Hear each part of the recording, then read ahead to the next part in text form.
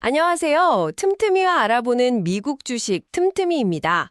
오늘은 DOCU, 이 기업 하나만 제대로 파헤쳐봅니다. 네, 벌써 2026년 3월이네요. 오늘 진짜 깊게 들어가 봐야 할 것 같습니다. 맞아요. 여러분, 보통 IT 기업의 매출 성장률이 과거 막 40%대에서 지금 8%로 곤두벅질 쳤다고 하면 어떨 것 같으세요? 보통은 당장 주주들이 패닉에 빠져서 주식을 집어 던져야 정상적인 상황이긴 하죠. 그렇죠. 그런데 참 이상하게요. 이 회사는 지금 1년에 잉여연금만 10억 달러씩 막 쓸어 담으면서 꿋꿋하게 주가를 방어하고 있단 말이에요. 사실 그럴 만한 이유가 있습니다. 우리가 흔히 아는 그 온라인 계약서에 사인하는 앱이 지금 내부적으로 아주 거대한 뼈대를 갈아 끼우는 중이거든요. 아, 단순히 서명하는 그 유틸리티를 넘어서 뭔가를 하고 있다는 거군요. 네, 맞습니다. 기업의 모든 계약 데이터를 통제하는 지능형 계약 관리, 즉 IAM 인프라로 탈바꿈 하려는 아주 치열한 과도기를 겪고 있는 거죠. 와, IAM이요. 오늘 살펴볼 최신 실적 데이터 보니까 시장 시선이 장난 아니게 날카롭더라고요. 그렇습니다. 레딧 같은 곳에서 터져나오는 기업 고객들의 진짜 날 것 그대로의 반응이나 월스트리트 애널리스트들의 극단적인 리포트까지 싹 다 모아서 민낯을 파헤쳐둬야 합니다. 좋습니다. 그럼 당장 1월 31일자로 마감된 2026 회계연도 4분기 실적부터 도마 위에 올려보죠. 네, 발표된 숫자부터 한번 볼까요? 일단 겉으로 나온 숫자만 보면 나쁘지 않아요. 아니, 솔직히 꽤 훌륭해 보이기까지 하거든요. 맞습니다. 청구액, 그러니까 빌링스 지표가 사상 처음으로 10억 달러를 돌파했죠. 네, 전년 동기 대비 10%나 성장했잖아요. 매출도 8억 3,690만 달러로 시장 예상치를 뛰어넘었고요. 주당 순이익도 좋았습니다. 1.01달러로 가이던스를 가볍게 넘겼으니까요. 네, 그런데 지난번이랑 비교하면 어떤 게 달라진 건가요?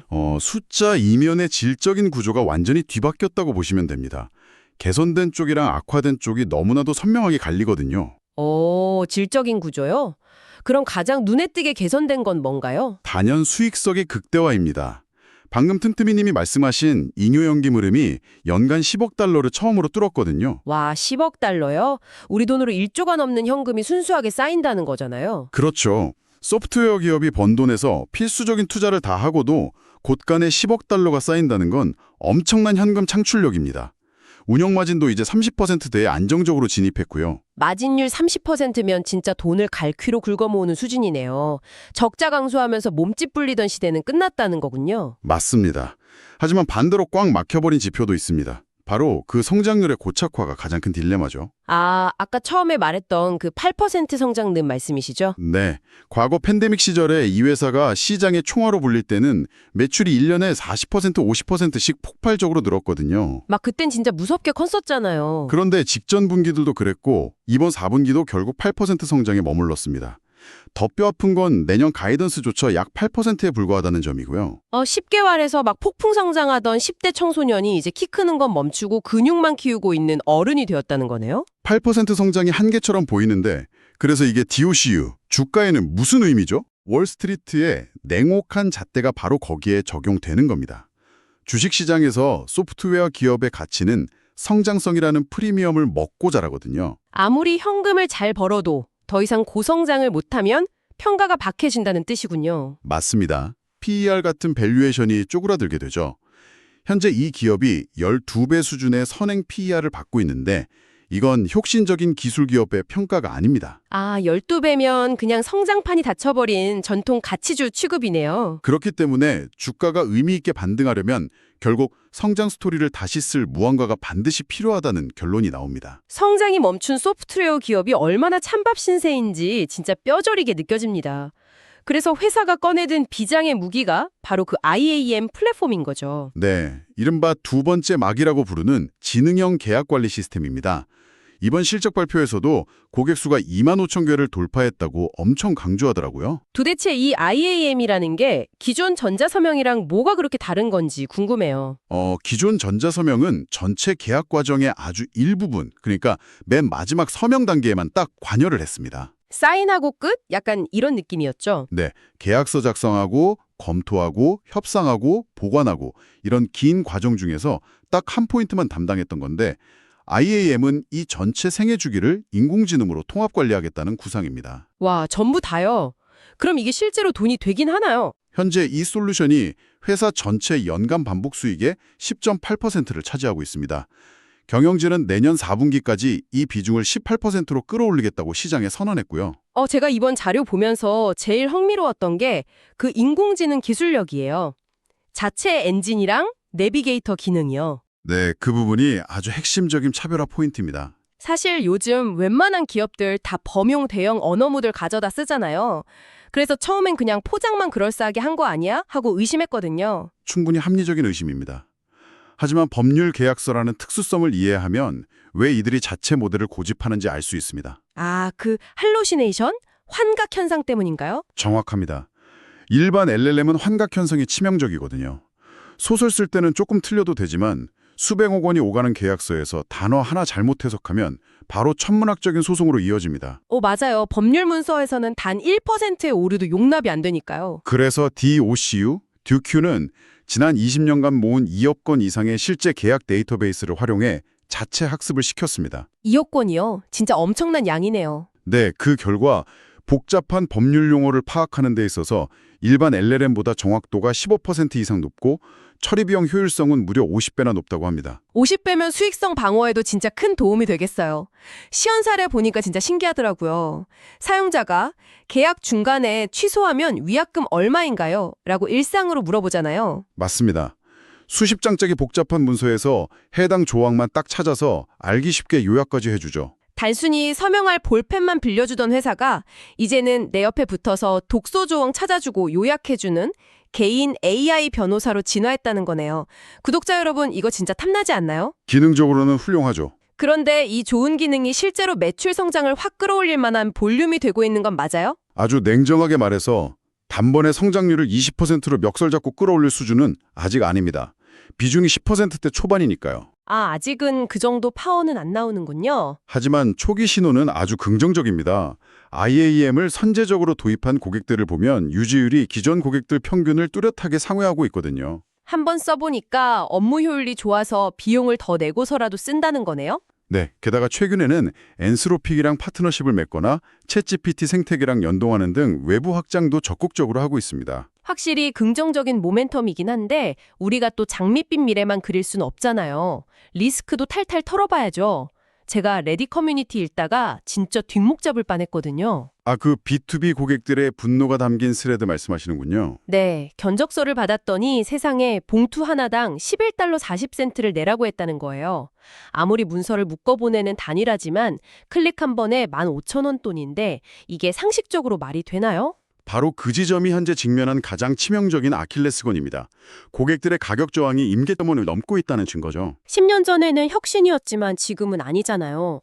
대체할 수 있는 싼 옵션이 너무 많다고 막 불만이 폭주하더라고요. 맞습니다. 조어 사인이나 드롭박스 사인 같은 저가 대안도 문제지만 훨씬 무서운 포식자들이 이미 생태계를 장악하고 있다는 게 진짜 위기입니다. 그게 바로 번들링, 끼워 팔기 말씀하시는 거죠? 네, ADB를 생각해 보십시오. PDF 편집하려고 아크로벳 구독하면 거기에 전자서명 기능이 사실상 무료로 들어있거든요. MSFT도 오피스 365 생태계에 이미 다 포함시켜버렸고요. 그렇습니다. 경쟁사 생태계가 이렇게 막강한 자본력으로 밀어붙이고 있는 거죠. 경쟁사 생태계가 무서운 거 매력인데요. 그래서 이게 DOCU 주가에는 무슨 의미죠? 당장 주가가 폭락할 위기인가요? 당장 내일 반토막이 난다는 식의 폭락은 아닙니다. 벌어들이는 막대한 현금이 밑을 받쳐주니까요. 하지만 이건 주가 상승을 짓누르는 아주 무거운 하방 압력으로 작용합니다. 불안감 때문에 기관 투자자들이 빠져나갈 수 있다는 거군요. 그래서 제프리스 같은 곳에서 목표 주가를 105달러에서 45달러로 반토막을 낸 거고요. 정확합니다. 구조적 마진이 붕괴될 수 있다는 근본적인 경고를 던진 거죠. 이러지도 저러지도 못하는 상황이네요. 근데 여기서 좀 의문인 게 다들 불만만 터트리면서 짐 싸서 다른 데로 안 넘어가고 1위 자리를 계속 지키고 있잖아요. 같은 평가에서도 6년 연속 1위고요. 거기서 기업용 소프트웨어에 가장 강력한 해자인 전환 비용 개념이 등장합니다. 전환 비용이요? 옮겨가는데 돈이 너무 많이 든다는 뜻인가요? 네. 글로벌 금융기업이나 거대 은행들 내부를 보면 수천 명의 채용이나 복잡한 대출 승인 과정이 이 시스템과 완전히 한 몸처럼 얽혀 있습니다. 단순히 앱 하나 삭제하고 까는 수준이 아니네요. 비유하자면 살고 있는 집의 배관이랑 전기 배선을 통째로 뜯어 고치는 거랑 똑같군요. 바로 그겁니다. ADB가 단가를 후려쳐도 기존 시스템 다 뜯어내고 직원들 재교육하고 금융권 규제 인증을 처음부터 다시 받아야 하거든요. 배보다 배꼽이 더 커지니까 욕하면서도 결국 재계약 도장을 찍을 수밖에 없는 거네요. 이게 진짜 해자네요. 게다가 주주들을 든든하게 해주는 방어막이 또 하나 있죠. 이번에 무려 20억 달러 규모의 자사주 매입 한도를 새롭게 추가했습니다. 와, 기존 자녀분 합치면 총 26억 달러 규모잖아요. 현재 시가총액의 거의 10에서 12%에 달하는 어마어마한 물량인데 이게 시장에 어떤 시그널을 주는 건가요? 경영진의 아주 강력한 선언이죠.